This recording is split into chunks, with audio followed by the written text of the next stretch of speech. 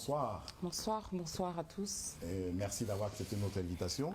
Merci de me l'avoir envoyé. Vous bénéficiez de 3 quarts d'heure. Excellent. Pour un duel avec Jean de Dieu Momo.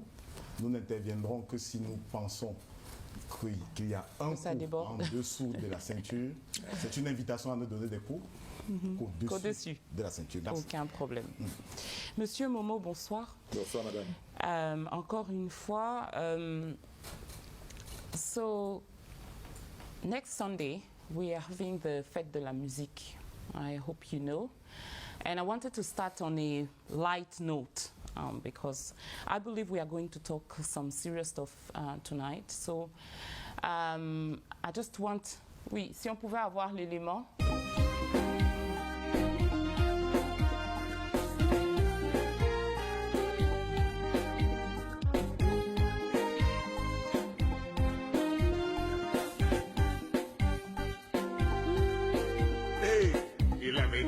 Et moralisation, et le peuple partout l'acclama.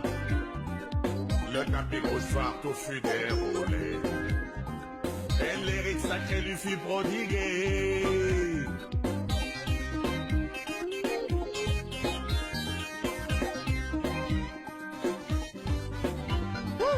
Les appels ce matin populaires reçus, qu'il s'envola pour Baden-Baden, la cité manière allemande.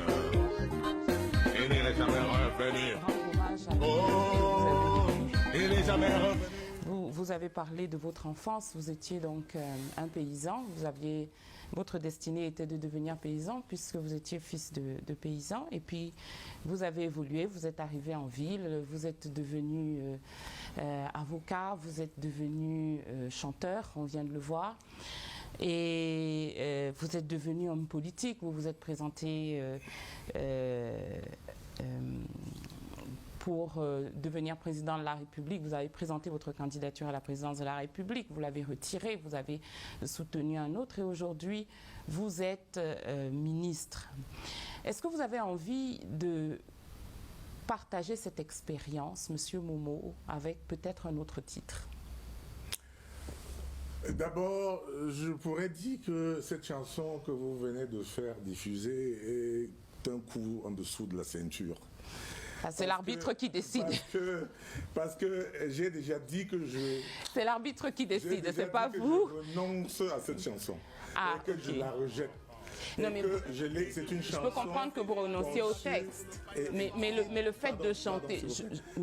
C'est une chanson conçue et écrite à un moment donné de ma vie où j'étais égaré avec les égarés dans le maquis de l'opposition radicale et où je vivais, n'est-ce pas, dans le biotope de cette opposition-là. Pardonnez-moi, je vais vite, moi aussi. Pourquoi je l'ai écrite? Je vais vous satisfaire. Mais vous avez dit que vous la reniez. Je crois que plus personne n'est intéressé à ce qu'il parce qu'il vous a pris. J'allais à l'élection présidentielle de 2011 comme candidat.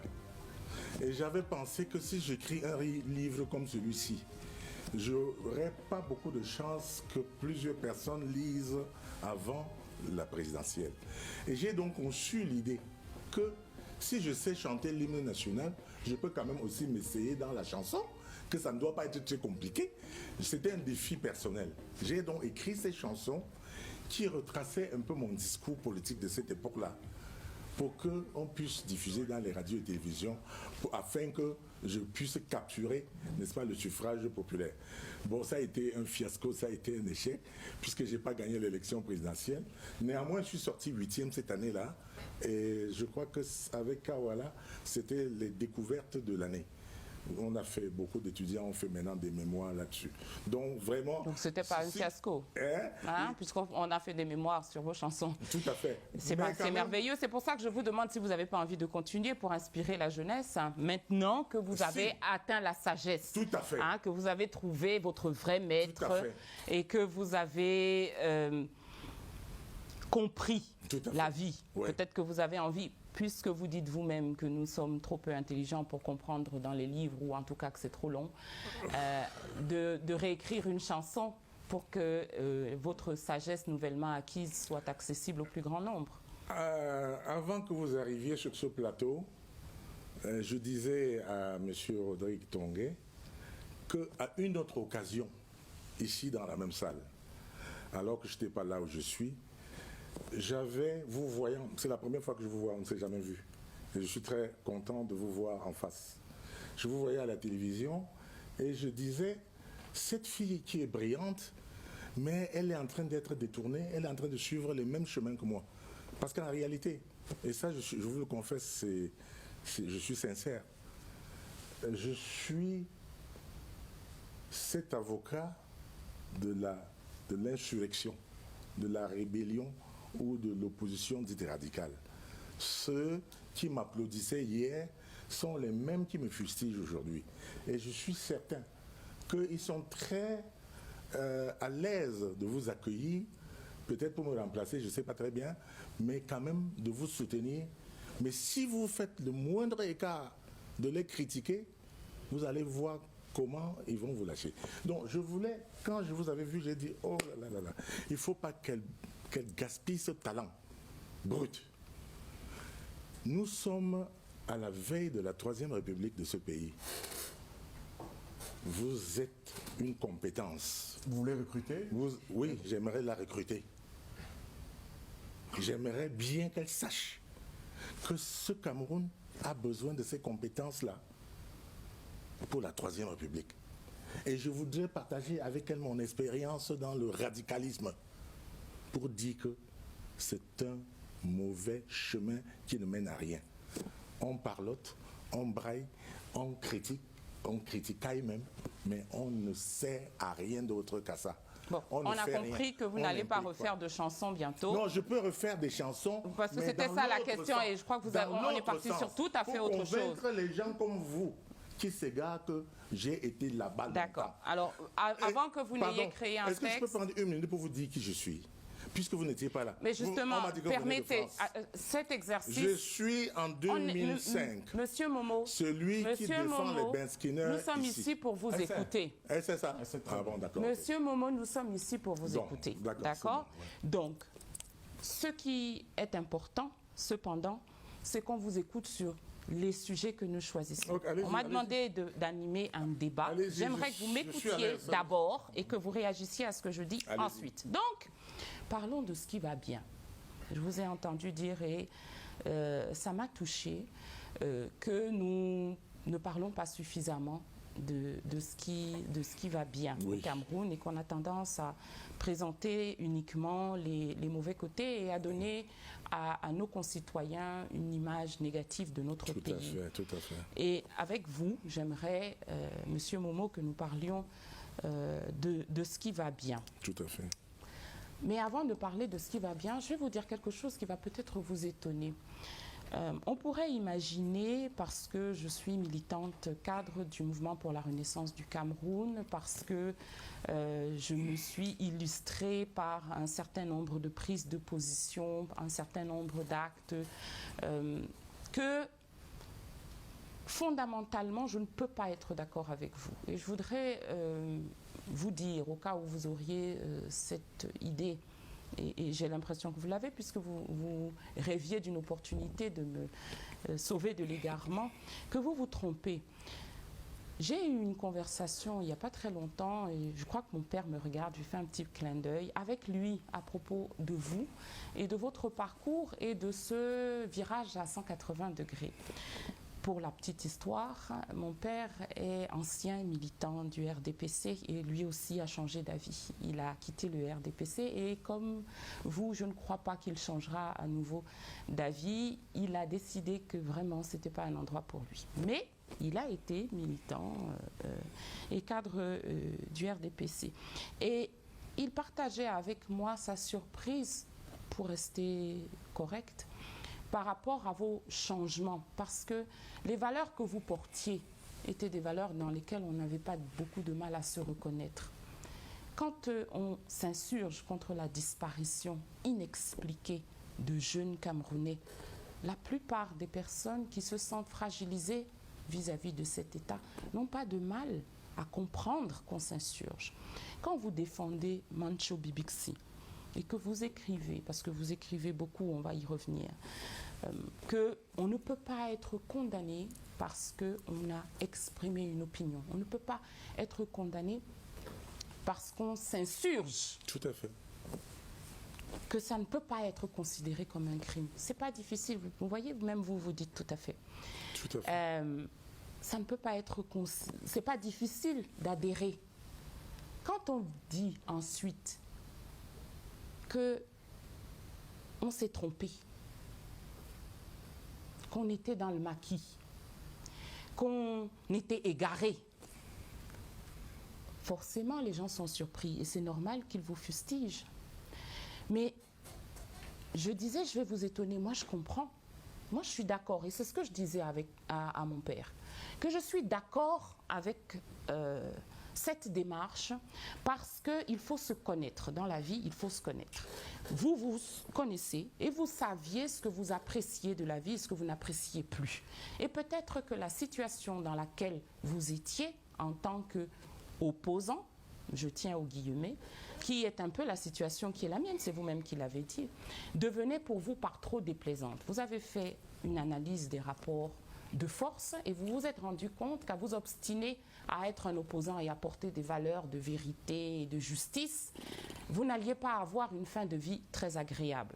Il est normal que vous ayez décidé que vous préfériez être insulté mais avoir un train de vie confortable.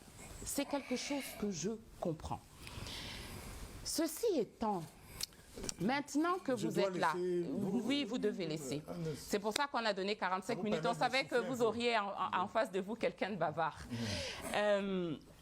Maintenant que vous êtes arrivé à quelque chose, parce qu'on imagine que si vous avez voulu être président de la République, que si vous avez été dirigeant de partis politiques d'opposition, c'est que vous aviez des ambitions. Vous avez l'ambition, je crois, d'être connu des Camerounais et reconnu même en dehors du Cameroun comme quelqu'un qui pense, qui peut apporter quelque chose. Vous n'arrêtez pas de citer des auteurs. Et d'ailleurs, j'aimerais vous dire que des fois, c'est un peu compliqué pour nos téléspectateurs. J'ai reçu des messages de plainte. Mais fondamentalement, on voit que vous aimez penser et que vous aimez partager avec les autres votre pensée parce que vous aimez construire. Vous êtes aujourd'hui dans une position où vous pouvez enfin construire. Vous avez pris le chemin qui est le vôtre, mais vous êtes arrivé, vous êtes ministre, et ministre plein, nous disiez-vous. Alors qu'est-ce que vous faites?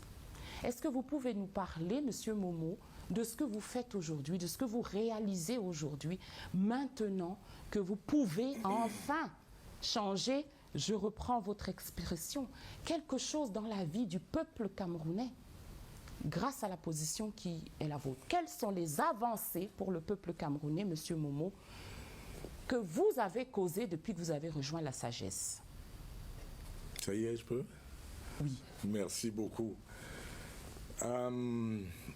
C'est très pertinent ce que vous dites et je suis flatté que votre père et vous puissiez parler de moi et qu'il me connaisse et qu'il puisse juger de mes actions politiques. Mais voyez-vous, je suis exactement et toujours le même. Qui a défendu, vous avez dit... Mancho Bibixi, vous oubliez? C'était pas il y a si longtemps, c'était en 2017. Disparu de Bépanda. J'ai défendu Boamassok. J'ai défendu Essama, André. Pour Mancho, vous êtes déconstitué? Bon, vous savez, comme je suis devenu là où je suis, je ne peux plus exercer. Oui, vous devriez d'ailleurs demander votre omission. Ce n'est pas à moi de demander. C'est la loi dit que je ne peux pas. Donc la loi a déjà tranché. Ah ben le tribunal n'est pas vous m'avez... Bon Dieu. Et c'est ça les trucs parasites là. On vous demande simplement de vous déconstituer. Vous avez le devoir de solliciter votre omission du tableau, cher confrère. D'accord, allons-y. Et je disais donc... Et en tant que ministre, de là où vous êtes ministre, vous devriez donner cet exemple. Donc, avant que l'enfant ne pleure, j'étais en train de dire que nous avons c'est pour vous qui dit ça. Défendu Boamassok. Nous avons défendu Essama, BBC, notre client. Nous avons défendu beaucoup d'autres personnes. Et je puis vous assurer que quand je défendais ces gens en tant qu'avocat, je n'étais pas payé pour ça. C'est moi qui finance. Et on disait de moi que j'embrasse les causes. J'embrasse toujours les causes. Mais sauf que j'ai été distingué et mis exactement à la place qu'il faut pour défendre ces gens-là, pour mieux défendre cette cause-là, pour mieux défendre les droits de l'homme. Or, ce que vous dites, vous avez laissé croire aux téléspectateurs que en accompagnant la politique du président Paul Biya, je serais devenu une autre personne. C'est-à-dire que je ne défendrais plus les mêmes valeurs de justice et de vérité. Ça, c'est faux, madame. Je ne sais pas pourquoi vous pensez ça, ce n'est pas du tout le sujet. Je vous demande quelles sont les avancées pour le peuple camerounais. Permettez d'arriver alors. Je ne suis pas contre les valeurs que j'ai défendues. Je suis pour les valeurs de justice, pour les valeurs de solidarité, pour les valeurs pour la protection des droits de l'homme, exactement comme le président Paul Biya. Et exactement comme moi. Ne vous inquiétez pas, on va y revenir. Et il m'a mis là où je peux défendre. Exactement. Et je crois que là où je suis, je suis davantage utile. Sauf que, s'agissant d'un ministère de souveraineté, vous avez pu remarquer que dans les réseaux sociaux, je parle de tout, sauf des activités liées à ma nouvelle fonction. Je ne parle pas dans les réseaux sociaux, dans les télévisions, des affaires qui regardent mon ministère. Parce que je ne parle pas ici en tant que ministre ou membre du gouvernement, mais en tant que président du PADEC. À ce stade-là, je peux vous être utile. Mais jamais vous ne m'entendrez dire ce que j'ai fait dans le cadre de mes activités professionnelles liées à mes fonctions. Mais vous pouvez être assuré d'une chose, que je suis exactement à la place qu'il faut. Ah, mais je n'ai pas besoin d'assurance pour ça. Donc, vous ne direz pas ce que vous avez fait pour Maître Dominique Fousset? Je ne sais pas de quoi il s'agit. J'entends y revenir moi-même. Ne vous inquiétez pas. D'accord. Vous êtes un original dans ce cas parce que la tendance du gouvernement et la tendance du chef de l'État en particulier, c'est de rendre compte aux citoyens camerounais, à nos concitoyens, de l'action du gouvernement. Alors, vous faites beaucoup d'autres choses. Il est élu. Est-ce que moi, là, je suis élu, mon frère? Oui, mais il n'y a pas que vous. Il n'y a pas que vous qui arrivez sur les plateaux de télévision. Bon, peut-être les autres peuvent prendre ce risque, mais moi, je suis dans un ministère vous trouvez que c'est risqué? On ne peut pas... Pourquoi est-ce que vous trouvez que c'est risqué? Non, je ne peux pas. Je vais vous dire pourquoi je suis étonnée que vous trouviez ça risqué. C'est pas risqué. Pourquoi vous utilisez les expressions risqué par rapport à quoi? C'est vous qui venez, vous avez dit... Non, je ne pas... On va lui repasser ces extraits. Vous avez dit il y en a qui peuvent prendre ce risque. Oui, et je vous réponds que ce n'est pas risqué à mon sens parce que contrairement à vous, les autres disent ce qu'ils font. Et je suis le témoin de cela. La première fois que j'ai fait un plateau de télévision ici à Yaoundé, c'était le 31 décembre 2016. Je partageais le plateau avec Louis-Paul Motazé, Jacques Famendongo, Emmanuel Nganou-Djoumessi et monsieur ministre des Eaux et Forêts à l'époque. C'est toujours lui dont j'oublie le nom. Golin Ngwese, pardon monsieur, si vous me regardez. Et ils étaient là pour rendre compte de l'activité du gouvernement. Et ce que je vous demande, monsieur, puisque vous êtes au poste où vous pouvez enfin défendre les valeurs, permettez, que vous entendez défendre, parce que soi-disant vous n'avez pas changé, c'est qu'est-ce que vous avez fait pour défendre ces valeurs. Vous devriez être fier d'en parler. Et je vais vous dire, on est en 2020, on est en 2008, mais le président du PADEC est... Mais c'est en tant que président du PADEC qu'on vous a nommé... Vous m'avez bien dit que c'est le président du PADEC qui est invité ici. Oui. Tout à fait. Donc, mais c'est en tant que président du PADEC que vous avez été désigné... les activités du gouvernement, j'allais demander, n'est-ce pas, au chef du gouvernement... Non, ne me parlez pas des activités du gouvernement, parlez-moi de vos activités à vous. Comment vous occupez vos journées, monsieur le président du PADEC? Je ne vous parle pas de ça. C'est de ça qu'il s'agit. Je refuse. Maintenant, revenons donc au gouvernement, parce que c'est le gouvernement qui intéresse nos téléspectateurs. L'amélioration du système judiciaire était une priorité du document de stratégie pour la croissance et l'emploi. Tout à fait. C'est un document que vous connaissez en tant que président du PADEC? Vous en avez entendu parler? Oui, je le connais. Peut-être que vous avez réalisé donc que c'est la dernière année pour faire tout ce qui était écrit dessus. C'était de 2010 à 2020. Vous êtes au courant? Oui. Parfait. Eh bien, sur tous les autres pans, on a échoué. Hein? On ne va pas y revenir. Vous avez raison. Ce n'est pas la peine de parler des échecs. Mais non, mais parlons... Vous êtes juge de ce qui a été fait. Oui. Vous ne vous dites ça, on a échoué par rapport à quoi? Je vais vous dire, écoutez la réponse. Le PIB devait connaître une moyenne de 7,6 ou 8% entre 2010 et 2020 pour permettre au Cameroun d'être émergent en 2035. Mais vous oubliez la guerre du Boko Haram. Ne m'interrompez pas. Quand vous ne m'interrompez pas, monsieur Momo.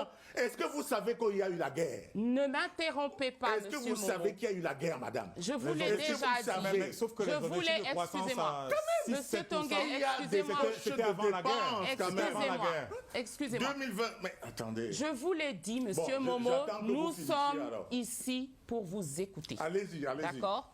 Mais il faut que vous laissiez l'autre terminer. Oui, chaque fois que vous ferez ça, je ne vous laisserai pas parler. Allez-y alors, allez-y. Nous allons parler chacun à son tour, ça va marcher comme ça. Et nous allons avoir... Ah, bah si ça vous convient, donc...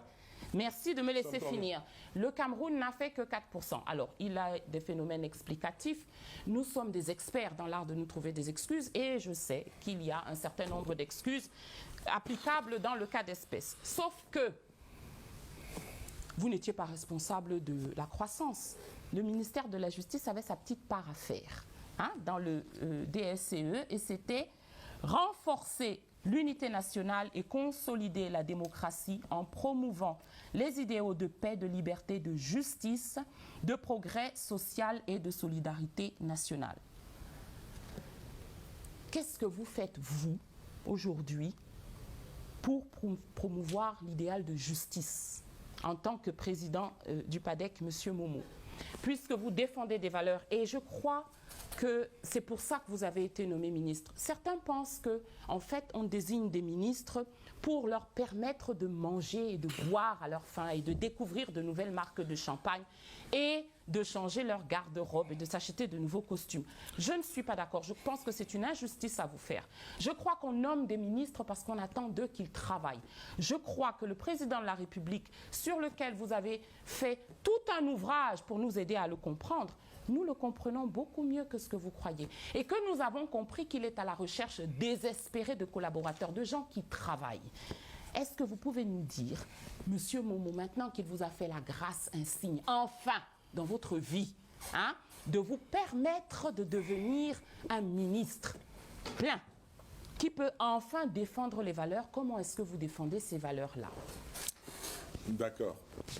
Vous m'avez, Rodrigue Tongué, signalé que c'est une émission d'impertinence. Oui. Je tolère ce genre d'impertinence. Je les accepte. Mais pas d'outrage. Oui. Mais pas d'outrage. Voilà. Je ne veux pas que ça glisse à l'outrage, ni à l'injure, ni au dénigrement. Parce que sinon, je serais obligé d'enfourcher mon rôle de ministre. La même verve. D'accord, vous m'avez fait peur. J'ai cru que vous étiez en train d'essayer de vous intimider. Vous envoyez la politesse. Oui, vous avez raison. Dans la rue aussi. J'ai fait mes combats là où vous faites les vôtres. Je les ai faits avant vous. Donc vous si le regrettez, je crois.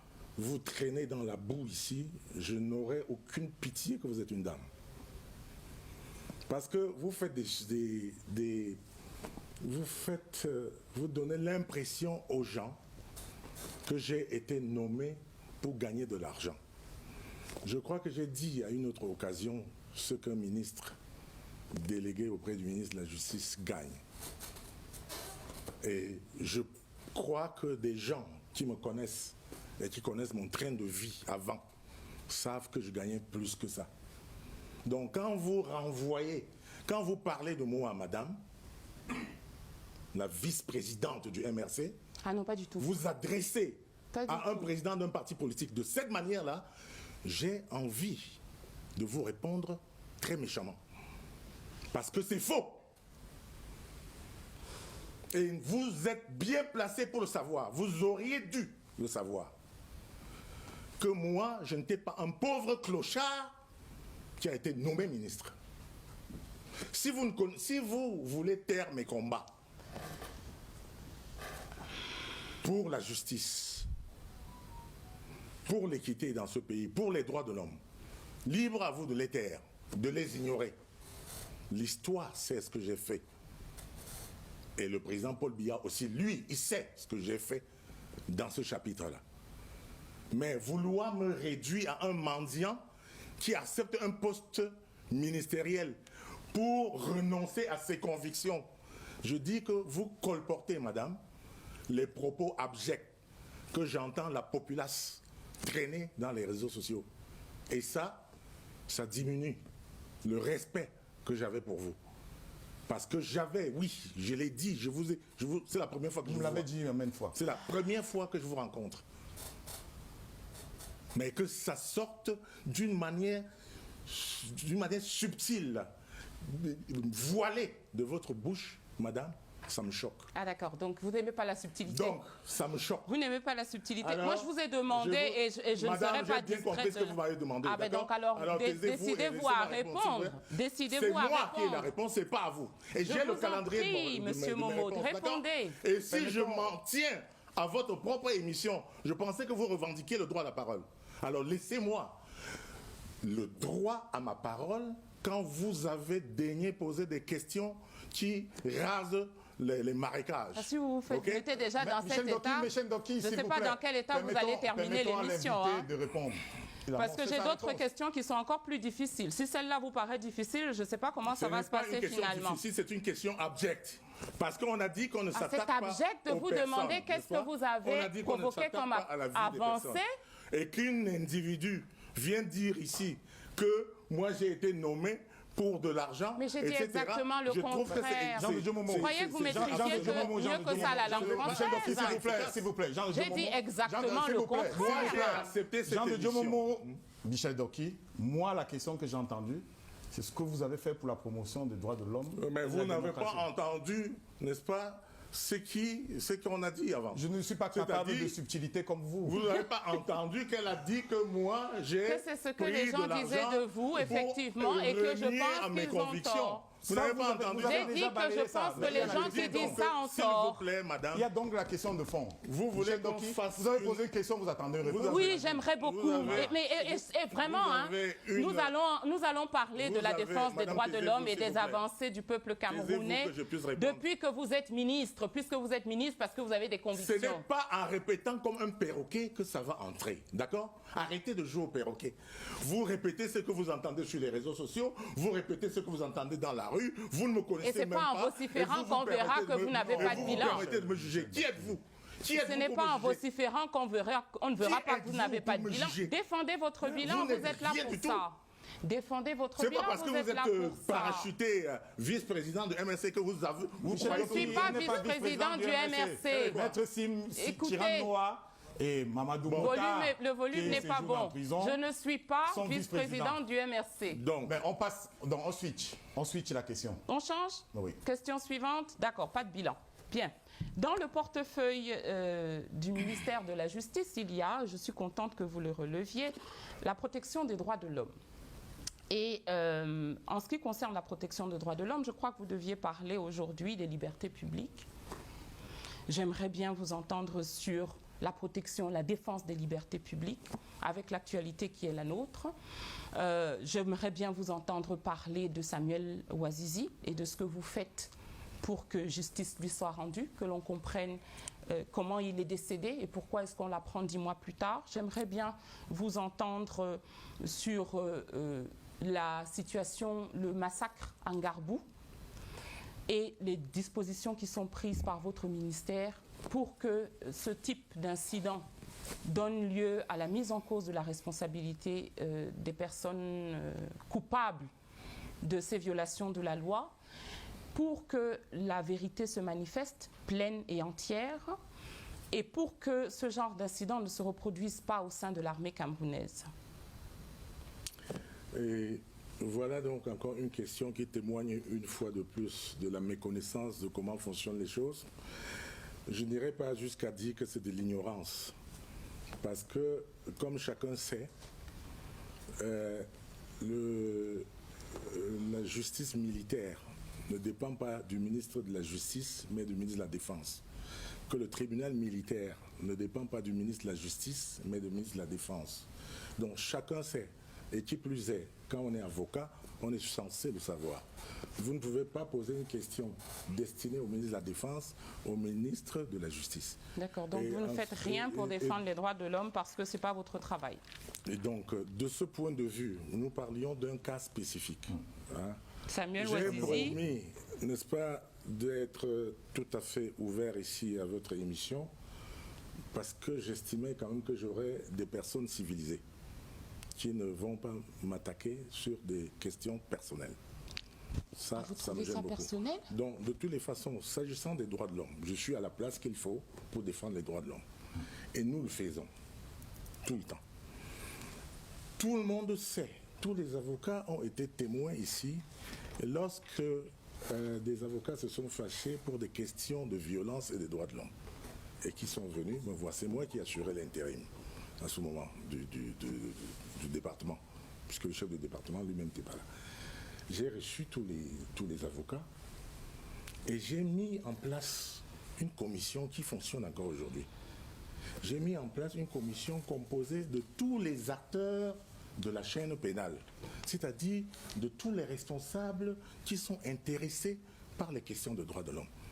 Et c'est là où je vois des acteurs des droits de l'homme qui n'arrivent pas à comprendre ce qu'on fait. Et je mesure la peine du président de la République qui travaille pour nous et qui ne reçoit qu'insultes. Quand vous faites ce que j'ai fait, c'est-à-dire avec enthousiasme, pour défendre les droits de l'homme dans ce pays, et que vous recevez des injures, je peux vous assurer que ça ne vous encourage pas beaucoup. Moi, j'ai mis une chaîne pénale constituée de directeur de la justice militaire, le délégué général à la Sûreté nationale, le secrétaire d'État à la gendarmerie, le Minjustice et tous les directeurs, y compris le directeur des droits de l'homme. Parce qu'au niveau du ministère, nous avons une direction des droits de l'homme, spécifiquement chargée des droits de l'homme. C'est-à-dire, lorsque nous sommes avertis, nous intervenons immédiatement. On n'a même pas besoin du ministre délégué pour le faire. La directrice des droits de l'homme elle-même peut immédiatement prendre les mesures. Je vais dire sans que ça passe par moi. Mais il arrive que c'est moi qui sois saisi, que des confrères viennent me signaler ou m'appellent pour me signaler. Comme vous êtes en train de parler d'un cas là, moi je ne suis pas encore saisi, mais chaque fois, et les confrères vous le diront, chaque fois que j'ai été saisi, je suis intervenu à l'immédiat. Quand c'est la gendarmerie, moi j'ai saisi le CED immédiatement. Quand c'est ça concerne la Sûreté nationale, je saisis la Sûreté nationale. Et c'est pour ça que je disais même que je fais plus œuvre utile là où on m'a mis que quand j'étais de l'autre côté, où je défendais effectivement les droits de l'homme, où je dénonçais les violations des droits de l'homme.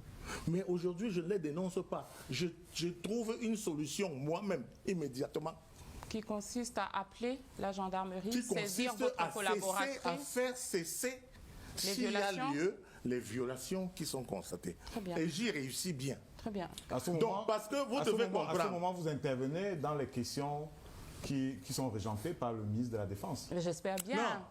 Oui, bien sûr. Voilà. Mais ça, c'est la collaboration. C'est dans le voilà qui est rassurant. Donc, c'est dans le cadre de la collaboration. Exactement, mais c'est dans le cadre de la collaboration qu'on vous pose la question. Ouh là là, c'est pas possible. Voilà la personne qui dit qu'il veut parler à son tour et moi à mon tour, comme des avocats civilisés. C'est vrai que vous n'avez que 2 ans d'âge, mais quand même, vous devrez quand même comprendre les usages. Laissez-moi parler, s'il vous plaît.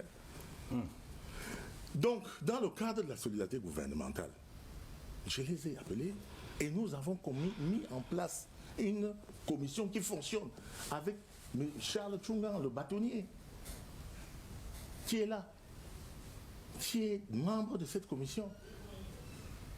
avec beaucoup d'autres avocats. Ce n'est pas une affaire personnelle. J'ai dit, il y a beaucoup d'autres, y compris, je crois, le représentant du bâtonnier ici, Natanga Akuna, elle est là. Donc, c'est une grande, je crois que c'est une vingtaine de personnes qui sont chargées de veiller scrupuleusement, non seulement aux violations des droits de l'homme concernant la pratique professionnelle des avocats, mais dans tout le pays, puisqu'ils sont représentés.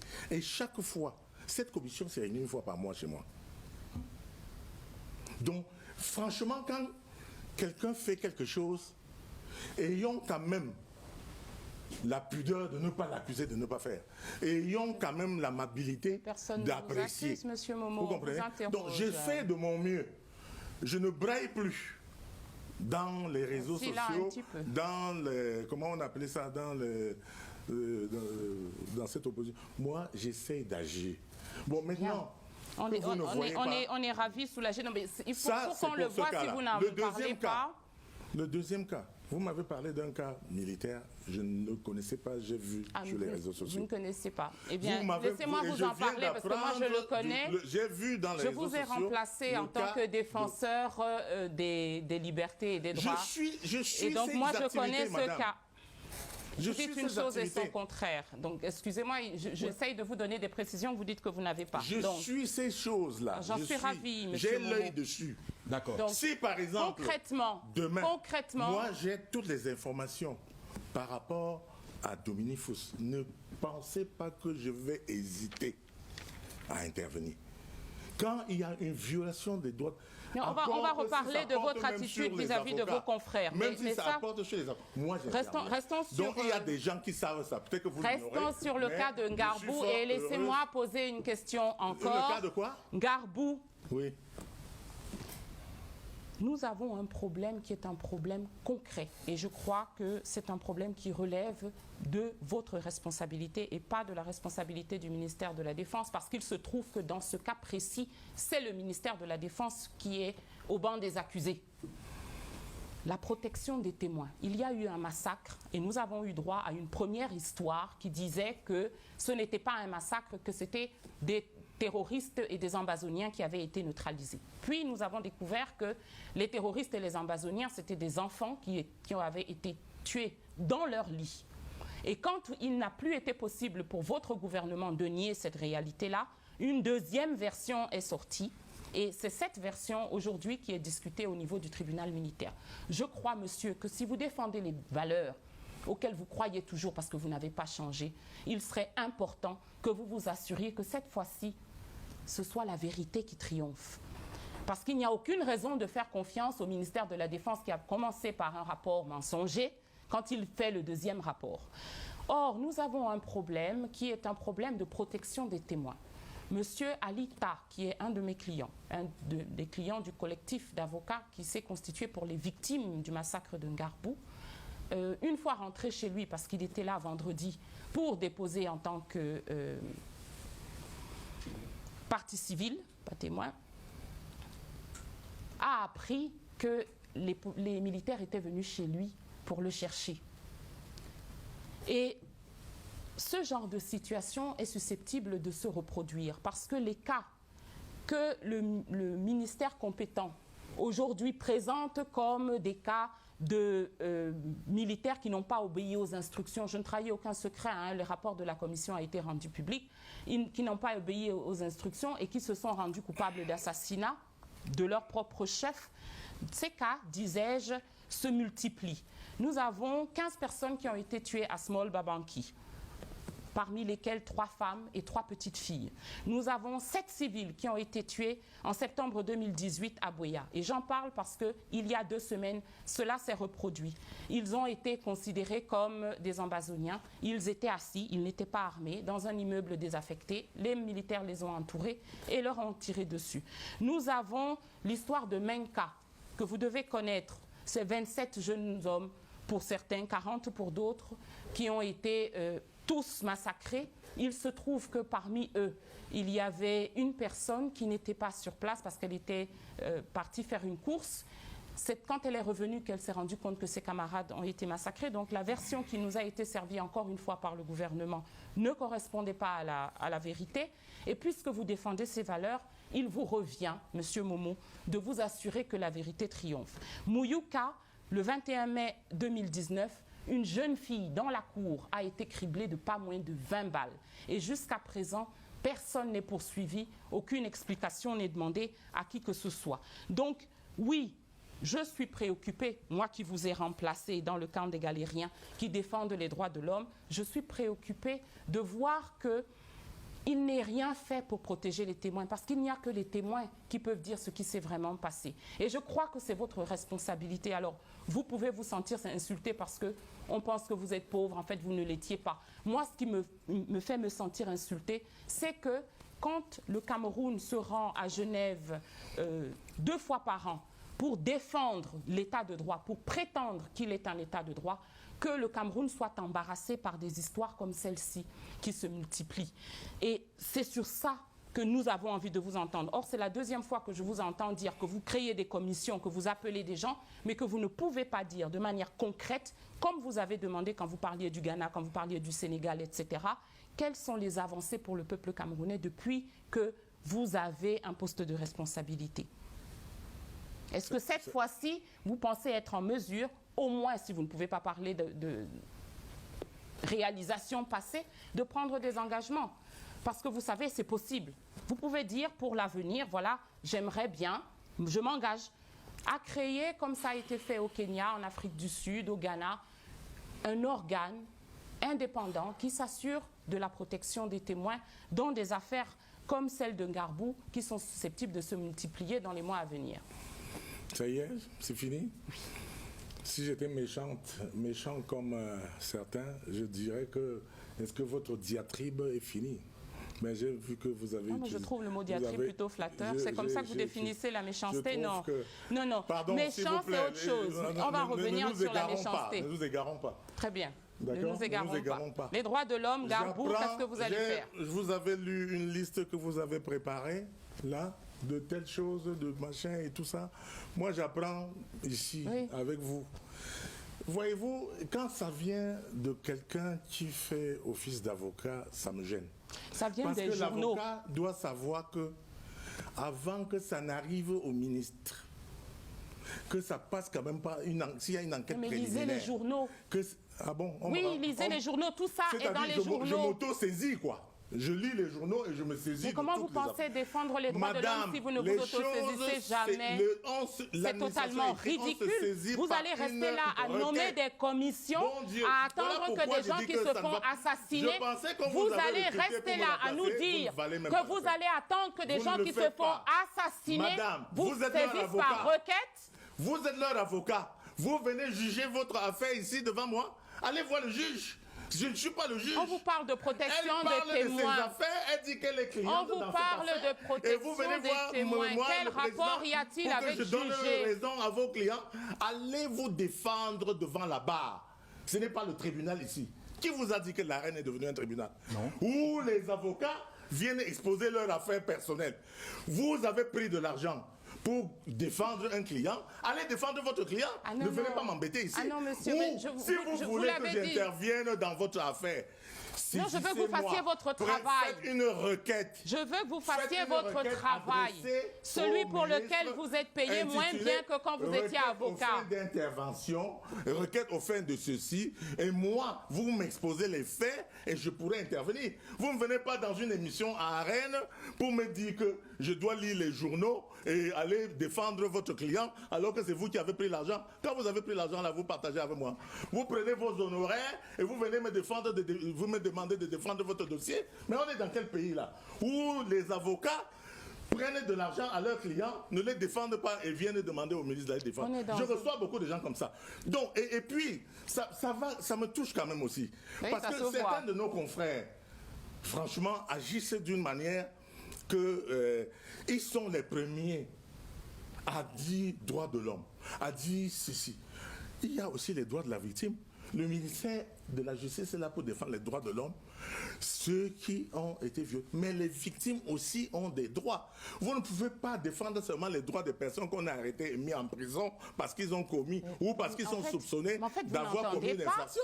Il y a aussi les victimes dont nous devons nous occuper. Mais je ne vous ai parlé que d'elles. C'est que la plupart de ces personnes qui revendiquent la démocratie et qui revendiquent les droits de l'homme, parmi les avocats, nous avons environ 3500 à 4000 avocats aujourd'hui, avec la dernière vague qui vient d'arriver. Quand vous allez regarder la liste du fisc, vous trouvez qu'il y a moins de 1000 avocats qui payent les patentes. Il y a moins de 1000 avocats qui ont effectivement les cabinets. Restons concentrés, monsieur Momo. On est concentré sur non, pas du tout. On est là dessus. Pas du tout. Parce que on est en train de parler de votre travail et vous faites de la diffamation, c'est honteux. Avant de revendiquer quelque chose, il faut quand même, avant d'aller à la justice, il faut que tu aies les mêmes pros. Je ne suis pas là pour revendiquer quoi que ce soit. Il faut que tu aies les mêmes pros. J'ai essayé désespérément de vous faire parler du travail que vous faites. Payez vos taxes. Et avant d'aller, parce que normalement l'article 37, je crois, du règlement intérieur qui parle de la comptabilité des avocats, vous astreint à avoir un grand livre, un livre comptable qui est paraphé par le juge, et avoir un cahier à souche, à 3 feuillets, avoir un cabinet décent. Combien vous qui clamez droit de l'homme, vous payez ça. Achetez au moins votre droit à la parole. Effectivement. Et respectez d'abord les règles de la démocratie avant de la revendiquer. La prochaine fois, je vous ferai un chèque. Droit de l'homme, mais... Et c'est une... Je voulais parler, j'ai fait une étude là-dessus, et je trouve que c'est une astuce pour vous voiler les yeux, n'est-ce pas, du peuple, et dégager votre responsabilité. Soyez d'abord responsable. Je voudrais parler pour Soyez terminer. responsable avant de demander à l'État d'être responsable. Vous pensez que l'État fonctionne avec quoi? Avec cette taxe-là, avec cette patente. Oui, on voit comment il fonctionne. J'ai vu les gens au Conseil constitutionnel venir parader des avocats. Je suis maître un tel, je suis maître un tel. Il n'a pas de cabinet, il n'a pas de patente, il ne paye rien. Il y en a d'autres qui disent qu'ils sont dans un autre cabinet. Ils ne sont ni salariés ni rien. C'est-à-dire qu'ils ne sont pas avocats salariés. Monsieur, on est ici pour parler de vous. Mais ils volent l'État et accusent l'État de voler. Ils sont tout le temps en train de violer les droits. Donc, déjà, parce que quand vous ne payez pas, et vous éclairez avec cette électricité, vous êtes un voleur. Vous marchez sur la route bitumée, vous êtes un voleur. Tout le monde voit que c'est de la fuite en avant. De tout ce que nous mettons ensemble pour la société. Alors que vous ne contribuez à rien, vous êtes un voleur. Voilà. Est-ce que c'est pour ça que l'État ne défend pas les droits de l'homme? L'État défend les droits de l'homme. La preuve.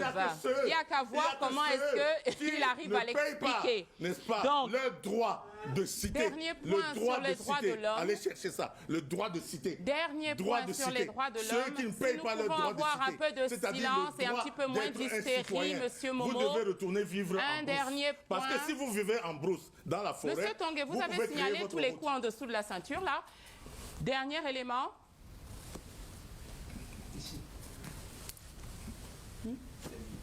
Dernier élément, parce que maintenant qu'enfin on a du silence, il faut peut-être que l'on passe au dernier. D'accord. Je voudrais parler, parce qu'il ne vous a pas échappé, monsieur Momo, qu'une partie de notre pays est en guerre. Et d'ailleurs, il s'agit de plusieurs parties. Et c'est pour ça que j'avais besoin de l'élément, parce que je voudrais avoir votre réaction. Voilà. Je ne sais pas si on peut avoir le son. Nous sommes en direct de la technique. Est-ce que la technique est avec nous?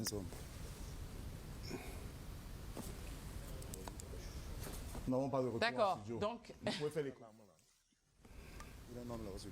c'est assez difficile les téléspectateurs ont le retour, mais pas nous. Retour, voilà. Et moi, je voudrais les commentaires du président du PADEC sur ce que nous sommes en train de voir, du défenseur des droits de l'homme. Et donc, ça m'ennuie énormément qu'il n'ait pas, le son.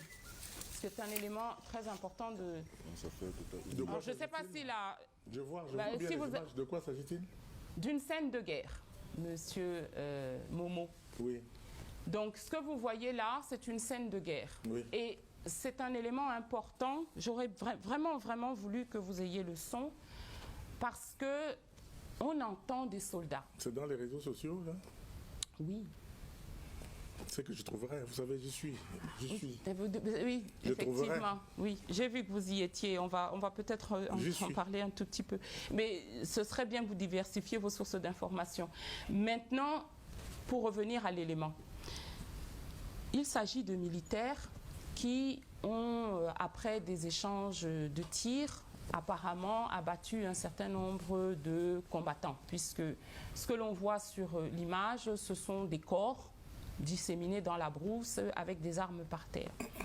L'élément important dans cette vidéo, c'est qu'ils font des commentaires, ils parlent, ils rient, ils vident le chargeur, ils trouvent une Kalachnikov qui n'est pas de très bonne qualité, vident le chargeur en l'air.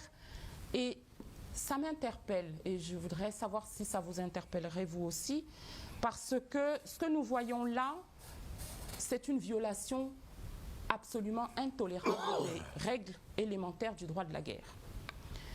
Quand on est en guerre, en tant que militaire, on tue à contre-cœur. On ne tire pas sur quelqu'un qui n'est pas armé, on ne tire pas dès lors que l'on a neutralisé son adversaire. Ce que nous venons de voir, ce sont des personnes qui prennent plaisir à ce qu'ils sont en train de faire. Ce sont des personnes qui se comportent comme s'ils étaient à la fête foraine et qui parlent de leurs exploits, du jeune homme qui vient de descendre le ravin, qui a eu une balle et que l'on risque certainement de rattraper plus tard pour terminer le travail. Or, qui peut arrêter ce type de comportement? Qui peut dire que ce sont des dérives intolérables?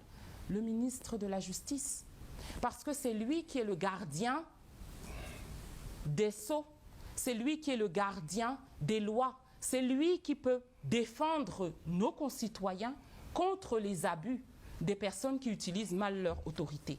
Ce que nous voyons aujourd'hui, et je voudrais avoir votre sentiment dessus, ce que moi je vois en tant qu'avocat, c'est que plutôt que de protéger les Camerounais contre ce type de comportement qui se multiplie, les membres du gouvernement couvrent ou aident les militaires à se couvrir.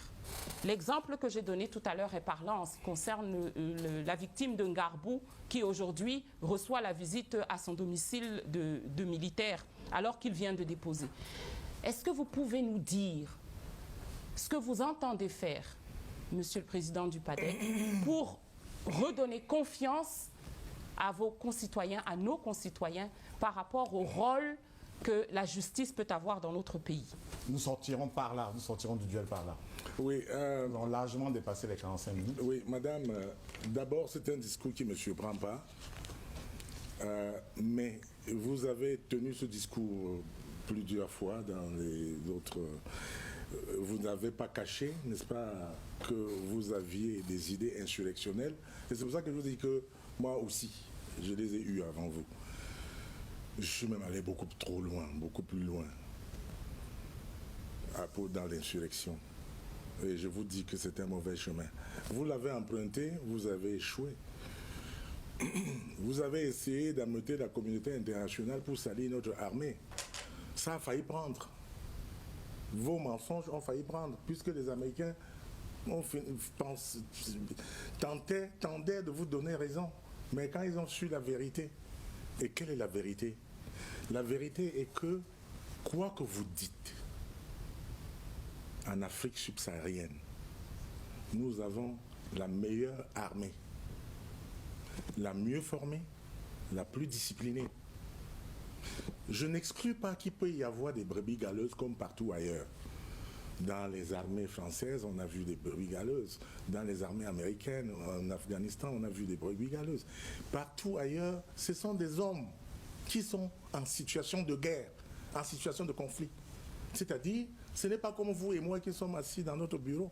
Ce sont des gens qui risquent leur vie au détour d'un virage, au détour d'un bosquet, que des gens que vous appelez combattants, et qui sont des combattants sécessionnistes. Mais il y a aussi, nous appelions aussi combattants, hein, nous les opposants. Je pense que quand vous dites combattants, là, vous pensez que vous êtes aussi combattants. Je ne l'ai pas dit. Mais nous, on disait qu'on est les combattants, avec les bois massors, tout ça, on disait que nous sommes les combattants.